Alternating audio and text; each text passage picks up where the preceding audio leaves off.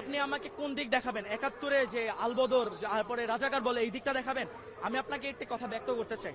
হযরত উমর রাদিয়াল্লাহু তাআলা আনহু তিনি যখন ছিলেন তিনি কিন্তু মুসলিম ছিলেন না, তাই তিনি কিন্তু ইসলাম ধর্ম গ্রহণ করেন নাই।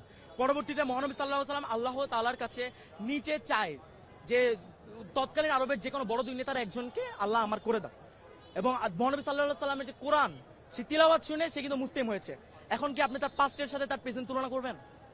আপনি এতই মূর্খ হয়ে গিয়েছেন? আপনি কি চেতনা ব্যবসা করবেন? আওয়ামী লীগ এক দল বলে গিয়েছে, তারা এখন কোথায়? তারা এখন ভারতে। এরপর আরেক দল যারা এখন বর্তমানে বলছে তারা কোথায়? তার নেতা লন্ডনে। যেই দলটাকে বলে সেই দলটা কি পাকিস্তানে গিয়েছে? সেই দলটা যায়নি, সেই দলটা ফাঁসির মঞ্চে হাসি মুখে দাঁড়িয়ে গিয়েছে। আপনি যদি আরো বলেন যে 71-এর কথাই আমি ধরি, যদি আসলেই জামাতে ইসলাম রাজাকার হয়ে থাকতো, কেন মুজিবের সময়, জিয়াউর রহমানের সময় এই জামাতের কোন নেতাকর্মীকে রাজাকার বলে শাস্তি দেওয়া হয়নি? কেন শেখ হাসিনা আসার পর নির্বাচনের দিন তিনি নিজে গিয়ে জামাতের হুজুরের কাছে গিয়ে বলেছে, হুজুর আমাকে দোয়া করবেন আমার জন্য, আজকে আমি নির্বাচনে দাঁড়িয়েছি।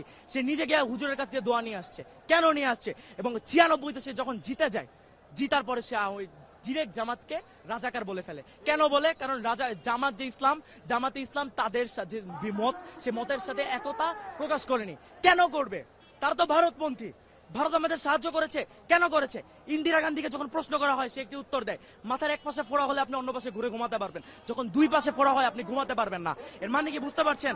আপনার যখন দুই পাশে ইসলামিক রাষ্ট্র হবে তখন আপনি থাকতে পারবেন না। হিন্দুত্ববাদ আপনি ছড়াতে পারবেন না, পুরো বিশ্বে আপনি মঞ্চতে প্রকাশ করতে পারবেন না।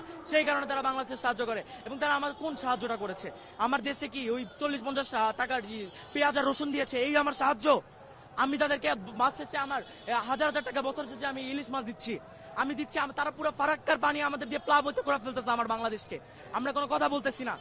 আরো যদি আমরা দেখি, তারা আমাদের দেশটাকে নিজেদের অঙ্গরাজ্য তৈরি করতে চেয়েছে, আর তারা আমাদের দেশের মাঝখান থেকে রেল বানিয়ে ফেলবে।